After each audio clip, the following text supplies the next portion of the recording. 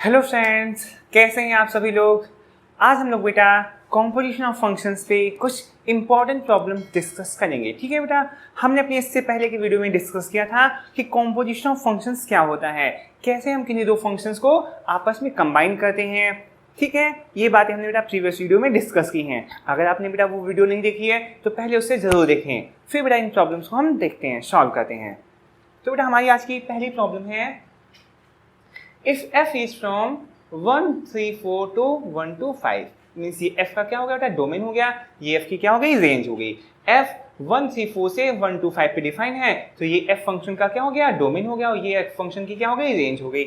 इसी तरह से बेटा g फंक्शन कहाँ से डिफाइन है, 1 to 5 से 1, 3 पे डिफाइन है। ये g का डोमेन हो गया और ये g की क्या हो गई, रेंज हो गई। ठीक है, ये डोमेन ऑफ g हो गया, ये रेंज ऑफ g हो गया। और ये क्या था बेटा, डोमेन ऑफ f था और ये रेंज ऑफ f था। ठीक है, अच्छी बात हमको दे दी गई है। बी गिवन बाई, किस तरह से बेटा कौन सा एलिमेंट कहाँ मैप कर रहा है वो भी हमको दे दिया गया है कि f इस तरह से मैप कर रहा है, g इस तरह से मैप कर रहा है। चलिए बेटा साथ में बना देते हैं। f फंक्शन बेटा कैसे बिहेव कर रहा था, f था बेटा, f में डोमेन में क्या था, 1, 3, 4, 1 3 4, ये तीन एलिमेंट्स थे। इसने कहाँ किसको कहाँ पर मैप किया बेटा, देखिए 1 को कहाँ पर मैप कर रहा है, 1, 2 ऑर्डर पे है, मीन्स 1 को इसने कहाँ पर मैप किया, 2 पे मैप किया। फिर 3 को बेटा देखिए कहाँ पर मैप किया, 3 को देखिए 3 को इसने कहाँ पर मैप किया, 5 पे मैप किया। तो 3 को बेटा कहाँ पर मैप कर देंगे, 5 पे मैप कर देंगे। और इसी तरह 4 को कहाँ पर मैप किया, 1 पे, तो 4 को कहाँ पर मैप कर दिया, 1 पे। ये बेटा इस तरह से फंक्शन आपका f डिफाइन था कि इसने 1 3 4 इसके डोमेन में थे, 1 to 5 इसकी रेंज में थे। 1 को 2 पे डिफाइन किया, 3 को 5 पे मैप किया, 4 को 1 पे मैप किया। इसी तरह बेटा फंक्शन g की बात कर लेते हैं। g बेटा देखिए कहाँ से डिफाइन है, 2 5 1, जो f की रेंज होगी वहीं से डिफाइन होगा। देखिए g किससे डिफाइन है, 1 to 5 से 1, 3 पे डिफाइन है। तो बेटा देखिए यहाँ पर 1 था, 2 था, 5 था, और रेंज में सिर्फ क्या है, 1, 3। तो 1 को बेटा इसने देखिए कहाँ मैप किया, जी ने 1 को मैप किया 3 पे, 1 को कहाँ पर मैप कर रहा है, सॉरी 3 पे मैप कर रहा है।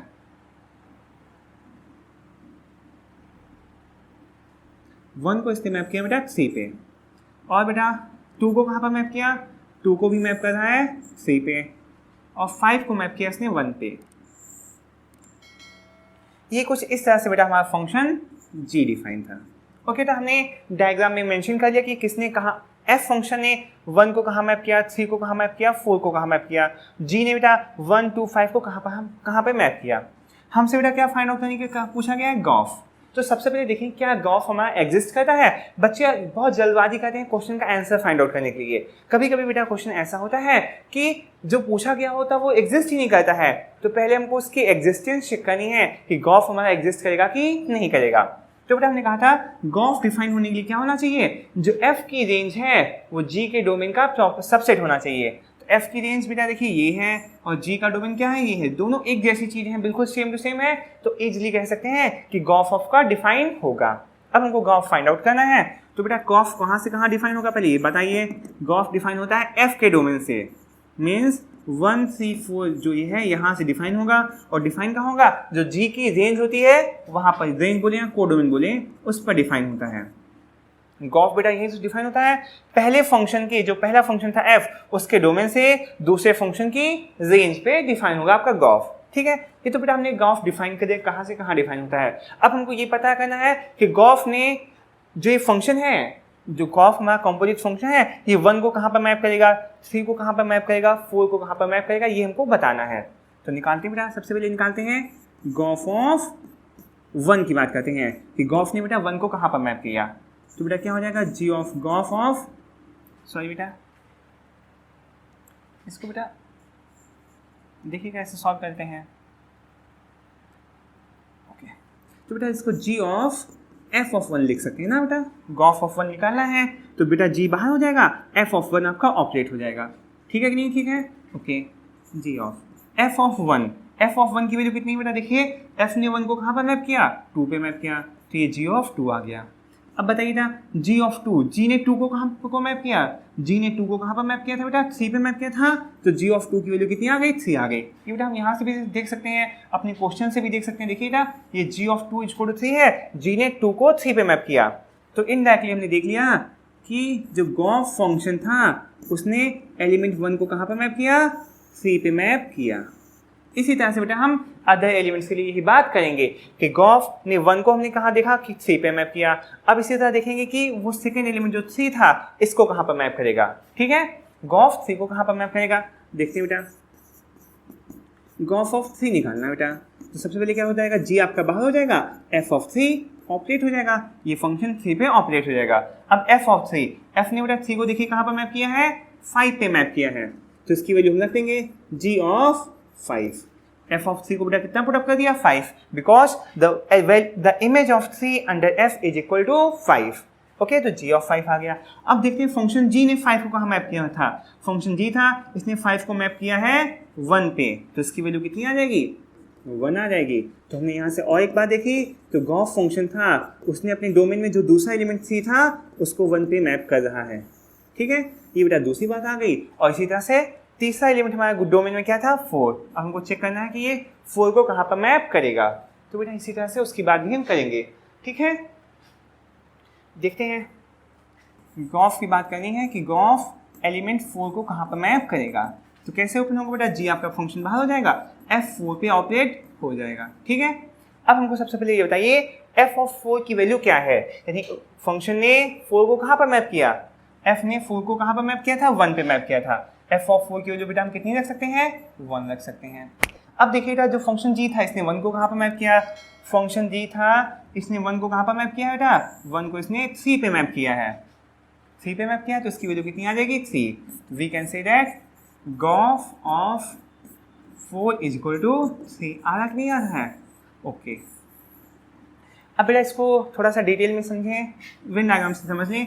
क्या जो हमने बातें डिस्कस की थी क्या सब कुछ वही है, ये हमने कॉम्पोजिशन फंक्शन गॉफ को डिफाइन किया। ये डोमेन क्या था बेटा, जो एफ का डोमेन था 1 3 4 उस पर डिफाइन है 1 3 4। जो आंसर्स आने चाहिए तो बेटा वो एफ की जी की रेंज के आने चाहिए थे, क्या वैसे ही आ रहा है, देखते हैं बेटा। गॉफ ने 4 को कहाँ मैप किया था, 4 को इसने मैप किया है 3 पर। गॉफ ने बेटा इसी तरह 1 को कहाँ मैप किया था, 3 पर, और 3 को मैप किया था 1 पर। 1 को मैप किया है 3 पर और 3 को मैप किया है 1 पर। तो बहुत ही क्लियरली बेटा देख सकते हैं गॉफ ने क्या किया, एफ के डोमेन को जी की रेंज पे मैप कर दिया। और किस तरह से मैप किया कि 1 की इमेज कितनी आएगी, 3 आएगी, 3 की इमेज कितनी आएगी, 1 आएगी, 4 की इमेज कितनी आएगी, 3 आएगी। तो इस तरह से बेटा हम अपना composition of function find out कर सकते हैं कि कैसे एफ और जी को आपस में कॉम्पोजिशन लेंगे। ठीक है, बात क्लियर हुई, गुड। अब बेटा हमारा नेक्स्ट क्वेश्चन है, ध्यान से देखिएगा, f from r to r। बेटा यहाँ r क्या है, set of all real numbers defined by f of x is equal to 3x plus 2।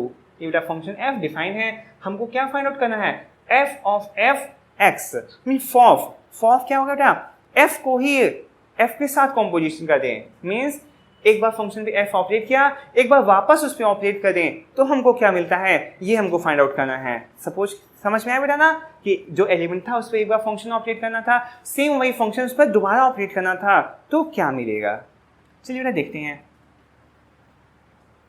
चलिए बेटा फंक्शन बेटा f डिफाइन था from set of real numbers to set of real numbers, किस तरह से, such that f of x is equal to कितना define था बेटा, 3x plus 2 for every x belongs to r। ये तो बात की गई बेटा फंक्शन की, हमको दे दिया गया था किस तरह से डिफाइन है। अब हमको फॉफ ऑफ x निकालना है। नाउ हमको किसकी बात करनी है, f ऑफ x की बात करनी है। तो बेटा सबसे पहले क्या होगा, ये वाला फंक्शन आपका बाहर हो जाता है और अंदर सिर्फ क्या आएगा, f ऑफ x आएगा। बोले यही तो होता है, ये जो पहले फंक्शन लिखा होता है ये बाहर हो जाता है और ये फंक्शन x के साथ ऑपरेट हो जाता है। तो बेटा बेटा f ऑफ x की वैल्यू कितनी दी गई, देखिए बेटा 3x प्लस 2 लिखी थी, हम डायरेक्टली लिख सकते हैं 3x प्लस 2। कोई प्रॉब्लम बेटा, गुड। 3x प्लस 2 है, ओके। नाउ अब बेटा ये फिर से किसकी तरह बिहेव करेगा, f ऑफ x की तरह ये अभी भी लिखा हुआ है।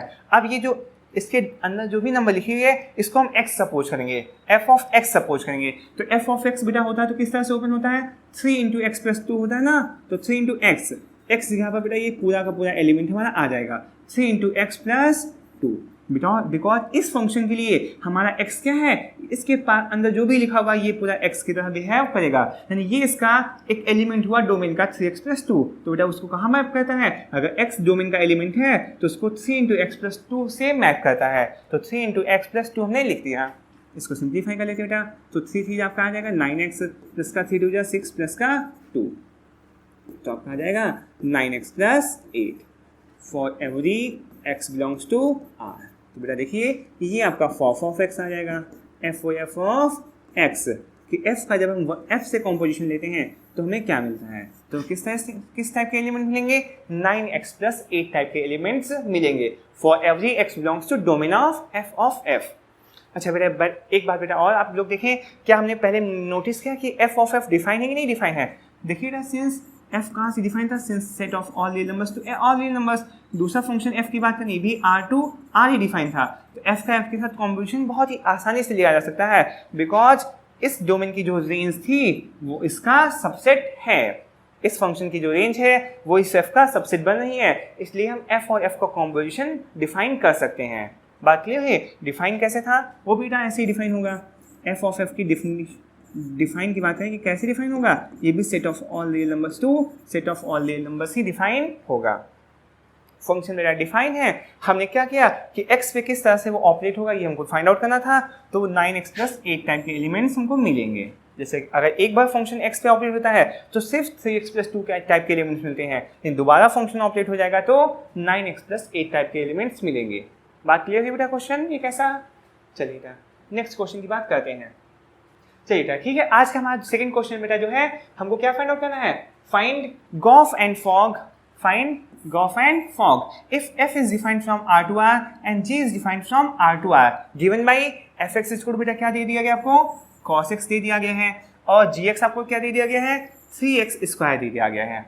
सबसे पहले बेटा बात करते हैं, क्या जो हमारे फंक्शन जो हमसे पूछे गए हैं गॉफ और फॉग क्या ये डिफाइन है, तो बहुत ही आसानी से देखिएगा, जो f का रेंज है वो g के डोमेन का सबसेट है, तो आप कह सकते हैं कि गॉफ आपका डिफाइन है। अगर फॉग की बात करें तो फॉग के लिए देखिए जो g की रेंज है क्या वो f के डोमेन का सबसेट है, सिंस बेटा ये सभी सेट ऑफ रियल नंबर्स हैं तो आपका फॉग भी डिफाइन होगा, गॉफ भी डिफाइन होगा।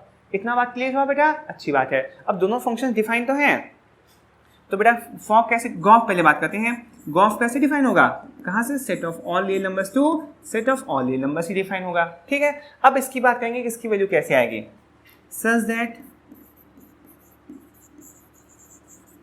गॉफ ऑफ f हमको x फाइंड आउट करना है कि गॉफ ऑफ x को कहाँ पर मैप करता है। तो सबसे पहले देखिएगा g तो बेटा बाहर हो जाएगा, f फंक्शन आपका अंदर ऑपरेट हो जाएगा, तो ये आ जाएगा g ऑफ fx, ऐसे ही आएगा ना बेटा, जो फंक्शन g होगा वो बाहर आ जाएगा, पहले f ऑपरेट होगा f ऑफ x। अब बेटा देखिए g तो बाहर लिखा हुआ f ऑफ x की वैल्यू बेटा कितनी थी, cos x थी, तो f ऑफ x को बेटा हम यहाँ कितना रख सकते हैं, cos x लिख सकते हैं, कोई प्रॉब्लम बेटा नहीं। अब बेटा ये फंक्शन किस टाइप का बन गया, g ऑफ x टाइप का दिख रहा है, तो g ऑफ x कैसे ओपन होता है बेटा, अगर x यहाँ लिखा हुआ है तो वो 3 × x का स्क्वायर का देता है, तो ये भी वैसे ही ओपन होगा 3 × x का स्क्वायर, x यहाँ क्या लिखा हुआ था, cos x, तो cos x का स्क्वायर, तो इसकी वैल्यू कितनी आ जाएगी, 3 cos स्क्वायर x, तो इसकी वैल्यू आ गई गॉफ ऑफ x की हमने बात की, तो आ गया 3 cos square x for every x belongs to R set of real numbers. तो बेटा ये हमने गॉफ फाइंड कर लिया कि गॉफ ऑफ x कितना आया आपका, 3 cos स्क्वायर x आया। अब इसी तरह से हमको बेटा क्या फाइंड आउट करना है, fog of x find out करना है, f of g find out करना है। चलिए बेटा देखते हैं फॉग कैसे फाइंड आउट करेंगे। चलिए हमको बेटा फॉग पहले बात करें तो फॉग कहाँ से कहाँ डिफाइन है, ये भी set of all real numbers to set of all real numbers define है। किस तरह से डिफाइन होगा ये हमको बताना है, such that fog of x की बात करें तो बेटा क्या होगा, f आपका इस बार बाहर हो जाएगा और फंक्शन किस पे ऑपरेट हो, जो x था उस पर g ऑपरेट हो जाएगा। भाई ये फंक्शन f था ये आपका बाहर हो जाएगा, g किस पे ऑपरेट हो जाएगा, x के ऊपर ऑपरेट हो जाएगा, तो ये g ऑफ x बन जाएगा। अब बात करते हैं ये g ऑफ x क्या था, अगर हम अपने क्वेश्चन को देखें तो g ऑफ x कितना था, 3x² था, तो g ऑफ x यहाँ बेटा हम कितना पुटअप कर सकते हैं, 3x² पुटअप कर सकते हैं। अब बेटा ये f ऑफ x टाइप का एलिमेंट दिख रहा है, किस टाइप का दिख रहा है, f ऑफ x किस तरह से ओपन होता था, देखिए बेटा f ऑफ x लिखा होता था वो cos x की तरह ओपन होता था, किस तरह से cos x, तो ये भी क्या आ जाएगा cos x, x मतलब इसके डोमेन जो भी लिखा होता है तो ये आ जाएगा cos 3x स्क्वायर। तो हमने यहाँ से देखा क्या कि fog of x will be equal to cos 3x square for every x belongs to R। तो हमसे बेटा पहले क्वेश्चन में दो चीजें पूछी गई थी, फाइंड fog and gauge। तो बेटा fog of x कितना आया cos 3x square, gauge of x कितना आया था आपका 3 cos स्क्वायर x। तो पहला काम बेटा हमारा हो गया फाइंड gauge एंड fog। क्या बेटा हमसे आगे कुछ प्रूफ करने के लिए कहा था, so that gauge is not equal to fog। बेटा देखिए gauge of x इक्वल है 3 cos स्क्वायर x और fog of x किसके इक्वल है cos 3x स्क्वायर के। सिंस हम जानते हैं 3 cos square x is not equal to cos 3x square for every x belongs to R। तो हम यहाँ से कह सकते हैं कि जो फंक्शन gauge था is not equal to fog। तो बेटा ये एक नई बात होने जानी कि कभी कभी क्या होता है fog भी आपका डिफाइन हो रहा होता है, gauge भी डिफाइन हो रहा था, लेकिन दोनों फंक्शन का कॉम्पोजिशन एक हो ऐसा बिल्कुल जरूरी नहीं है। बिकॉज दोनों फंक्शन की डिफिनीशन देखिए बेटा कि जो g होता है, जो gauge होता है, इसका डोमेन होता है f और डोमेन होता है जो f का डोमेन होता है और रेंज क्या होती है जो g की रेंज होती है। और फॉग में क्या होता है डोमेन लिया जाता है g फंक्शन का, रेंज आती है f फंक्शन की। जब बेटा डोमेन और रेंज दोनों के अलग अलग फिलहाल तो सेट ऑफ रियल नंबर्स ही थे, ठीक है, लेकिन इनको मैप करने का तरीका अलग था, इसलिए गॉफ और फॉग आपस में इक्वल आए ऐसा कोई ज़रूरी नहीं है। ये इक्वल भी हो सकते हैं और इक्वल नहीं भी हो सकते हैं, ठीक है। बेटा हमने जो कॉम्पोजिशन ऑफ फंक्शन जब चैप्टर पढ़ाया था वहाँ पर हमने एक प्रॉब्लम डिस्कस की थी, वहाँ पर आपकी गॉफ और फॉग दोनों ही इक्वल आए थे और ये एक ऐसा क्वेश्चन है जहाँ पर गॉफ और फॉग दोनों ही डिफरेंट आए हैं। तो बेटा ये क्वेश्चन क्लियर हुआ आपको कि कैसे किन्हीं फंक्शंस का कॉम्पोजिशन निकालते हैं। तो आई थिंक बेटा अब आपको कॉम्पोजिशन ऑफ फंक्शंस के क्वेश्चंस क्लियर हो गए होंगे, ठीक है। अब बेटा आज के लिए हम इतना ही रखते हैं, ठीक है। Thank you and bye bye.